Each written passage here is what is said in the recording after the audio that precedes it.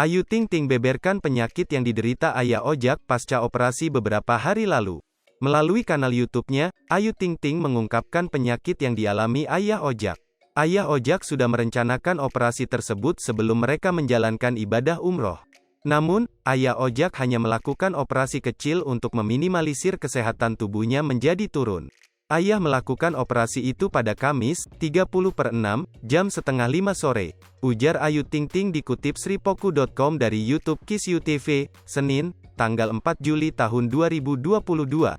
Hampir 1 pekan Ayah Ojak dirawat di Rumah Sakit Bunda Margonda, Depok, Jawa Barat. Ia mengungkapkan kalau Ayah Ojak mengalami sakit hernia. Ayah melakukan operasi hernia, sebelum umrah sudah operasi, tapi hernianya belum apa-apa, ucapnya. Kesibukan yang pada membuat Ayu Ting Ting tidak bisa menemani sang ayah saat menjalankan operasi hernia.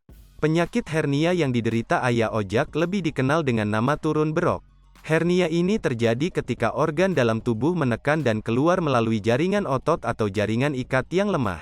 Kondisi ini berakibat timbulnya tonjolan atau benjolan di sekitar area perut hingga pinggul. Benjolan tersebut bisa tidak terasa saat tubuh berbabaring, dan akan muncul ketika batuk atau mengejan. Gejala utama munculnya hernia tentunya terdapat benjolan yang membuat tidak nyaman di sekitar area perut ke bawah. Rasa berat di perut yang terkadang disertai dengan sembelit atau feses berdarah. Kondisi tersebut akan menyebabkan rasa nyeri pada area benjolan ketika mengangkat atau membawa beban berat, serta membungkuk. Tak hanya itu, sensai terbakar, nyeri dada, heartburn, sulit menelan, hingga mengalami muntah menjadi gejala penyakit hernia. Oleh karena itu, bila sudah memiliki gejala penyakit yang sama dengan Ayah Ojak bisa langsung mengecek ke dokter. Sehingga dapat dilakukan tindakan yang benar, dan jika memungkinkan bisa terjadi operasi seperti yang dialami Ayah Ayu Ting Ting.